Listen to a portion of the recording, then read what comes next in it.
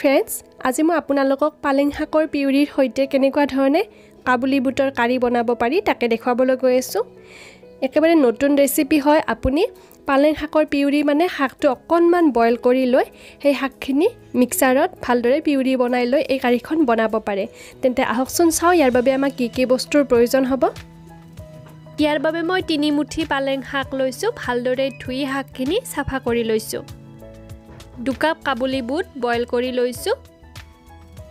ইয়াৰে পিছতে মই 6 পৰা 8টা কাজু লৈছো সৰু চামুচেৰে 2 চামুচ মিহিকৈ কাটি লোৱা আদা 2টা ইলাচি 1 ইঞ্চি মান ডালচিনি আৰু 2টা কেঁচা জলকীয়াটো আপুনি বেছিও ল'ব পাৰে নেমু ৰস 2 চামুচ ল'ব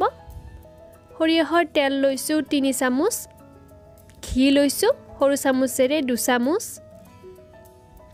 নিমখ আপুনি সোৱাদ অনুসৰি ল'ব মই সৰু চামুচেৰে 1.5 চামুচ লৈছো হালধিৰ গুৰি সৰু চামুচেৰে 1 চামুচ ল'ব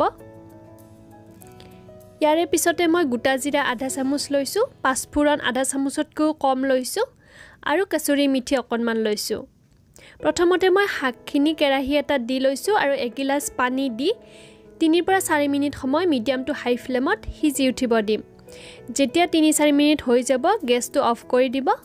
আৰু শাকখিনি পানীখিনিৰ পৰা এক্সট্ৰা কৰি উলিয়াই আনি ভালদৰে এনেকুৱা ধৰণে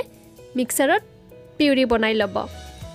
শাকৰ পৰা এক্সট্ৰা কৰি থোৱা পানীখিনি পেলাই নিদিব পিছত আমি কাৰিখনত সেই পানীখিনি এড কৰি দিব পাৰিম এতিয়া মই ইলাচি ডালচিনি কাজু আৰু গোটা জিৰাখিনি ভালদৰে পটাত পিচি লম নাইবা মিক্সাৰতে ভালদৰে পেষ্ট বনাই লম কেৰাহীটো প্ৰথমতে গেছৰ ওপৰত দি দিছো অকনমান গৰম হোৱাৰ পিছতে ইয়াতে তেলখিনি দিব আৰু একেলগতে ঘিখিনিও দি দিব ইয়াতে আপুনি বাটাৰো দিব পাৰে অকনমান গৰম হোৱাৰ পিছতে পাঁচফোৰণখিনি ইয়াতে দি দিছো আৰু কেইছেকেণ্ডমান পিছত বুটখিনি ইয়াতে দি দিব গেছৰ ফ্লেমটো মিডিয়াম ৰাখিব হালধিৰ গুৰিখিনি দি দিছো আৰু এতিয়া মিডিয়াম ফ্লেমত এইখিনি 1 পৰা 2 মিনিট সময় এনেকুৱা ধৰণে লৰাই অকনমান ভাজি লম যেতিয়া বুটখিনি অকনমান ভাজি হৈ যাব তাৰ পিছত ইয়াতে কাটি থোৱা আদা কেঁচা জলকীয়া দি পুনৰ আধা মিনিট মানৰ কাৰণে এইখিনি লৰাই থাকিব ইয়াৰে পিছতে মই যিখিনি পেষ্ট বনাই ললো কাজু ডালচেনি ইলাচি গোটা জিৰা এইখিনি দি দিছো অকনমান পানী মিক্স কৰি লৈ আৰু পুনৰ এইখিনি দি 2 মিনিট সময় লো ফ্লেমত এনেকুৱা ধৰণে লৰাই ভাজি লৈছো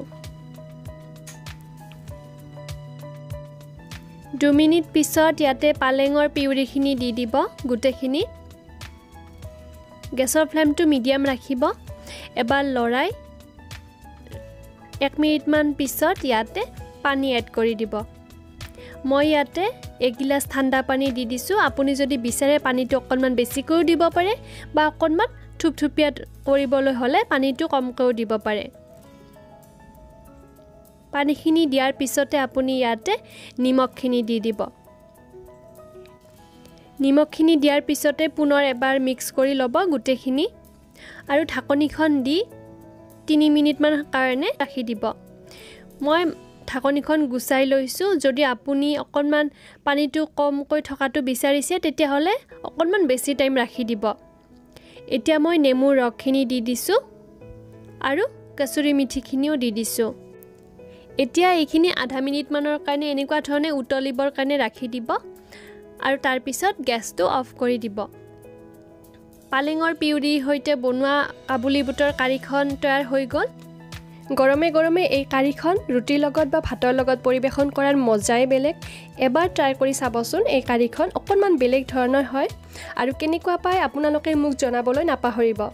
যদি এই ভিডিঅটো চাই ভাল পালে তেতিয়া হলে লাইক আৰু শেয়াৰ নিশ্চয় কৰিব তেতিয়া হলে আহিছো ধন্যবাদ